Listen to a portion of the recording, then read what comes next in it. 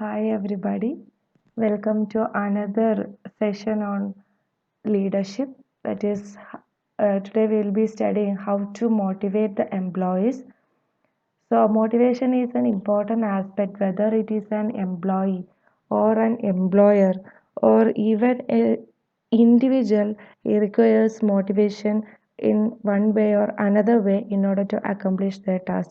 So, motivation plays an important role in organization as well as in the daily life of an individual. So, motivation means it is a result of an interaction between the person and a situation, and it is not a personal trait. And it is the process by which a person's efforts are energized, directed, and sustained towards attaining the goal. Energy means it is the measure of intensity or drive, and direction means it is the way towards organizational goal, and persistence means it is the exerting effort or to achieve a particular goal. And motivation works best when an individual needs are compatible with organizational goals. So in short, we can say that a motivation is not a personal trait.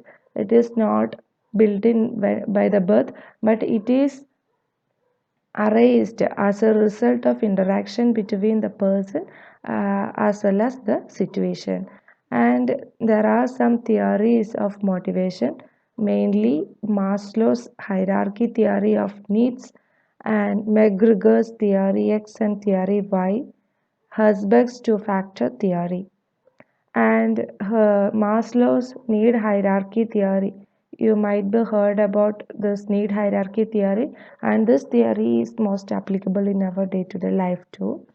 And needs, according to his theory, needs are categorized as 5 levels of lower to higher order needs, and that is, individual must satisfy lower order needs before they can satisfy higher order needs, and satisfied needs will no longer motivate, and motivating a person depends on knowing what level that person is on the hierarchy. So this is the assumption of Maslow's need hierarchy theory, and he says that an individual must satisfy the his theory comes from categorized into 5 levels, that is from lower level to higher level, and he says that an individual must satisfy lower level needs in order to satisfy the higher level needs, and if one need, if it is satisfied, it will no longer motivate an employee, and motivating a person depends on knowing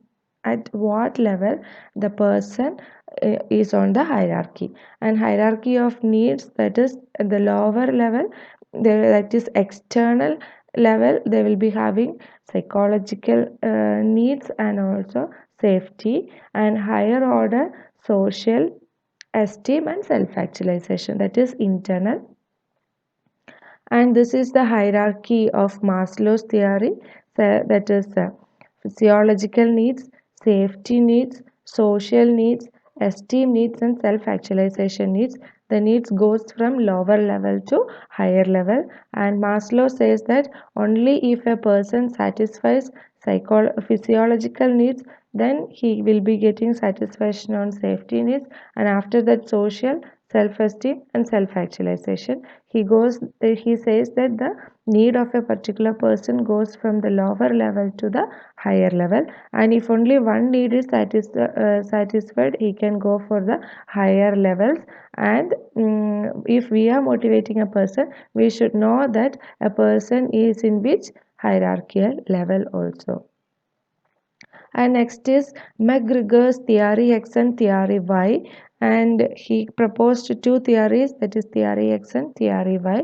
And theory X, it says that he assumes that workers have little ambition and dislike works. They will be having a tendency to avoid responsibility and require close supervision. As per theory Y, he says that the workers can exercise self-direction, desire responsibility, and like to work. And the assumption under McGregor's theory X and theory Y is that motivation is maximized by participative decision making, interesting jobs, and good group relations. And so McGregor and Theory X, he is saying that normally the workers will be having only little ambition. They dislike to do works, and they show a tendency to avoid responsibility, and also they require a close supervision in order to do their works. As per Theory, why he says that the employees, they are self directed or self motivated, or they desire responsibility, and they likes to do works that doesn't require any close supervision to do their works. And next is early theories of motivation, that is Herzberg's motivation theory, or it is also known as hygiene theory. And Herzberg motivation theory, he says that job satisfaction and job dissatisfaction are created by different factors. That is, two factors, that is hygiene factors as well as motivators. Hygiene factors include extrinsic factors or environmental factors that create job dissatisfaction, and motivational factors include intrinsic factors or psychological factors that create job satisfaction. So these are the two theories, that is motivation theory and hygiene theory. According to hygiene theory, the factors include the factors those create job dissatisfaction, and motivators include all those factors that create job satisfaction. And he attempted to explain why job satisfaction does not result in increased performance, and the opposite of satisfaction is not dissatisfaction but rather than no satisfaction. And this is an exhibit of Herzberg's motivation hygiene theory. That is, motivators include achievement. If a person is getting an achievement, he'll be motivated. If he is recognized by some other person, he'll be motivated. Sometimes the work itself may give motivation to the employees. Sometimes if we are giving more responsibilities to the employees, they will be getting motivated. And if they are advanced in some areas, then if we are assigning such duties to them, then they will be getting motivated, and the growth of the employees also will be getting motivated. So these are the motivators in Herzberg's theory, that is achievement, recognition, work itself, responsibility, advancement, growth, etc. And hygiene factors include supervision, company policy, relationship with supervisors, working conditions, salary, relationship with peers, personal life, relationship with subordinates, status, security, etc. are those factors which are here creating dissatisfaction or no satisfaction in the working place of an employee, that is supervision.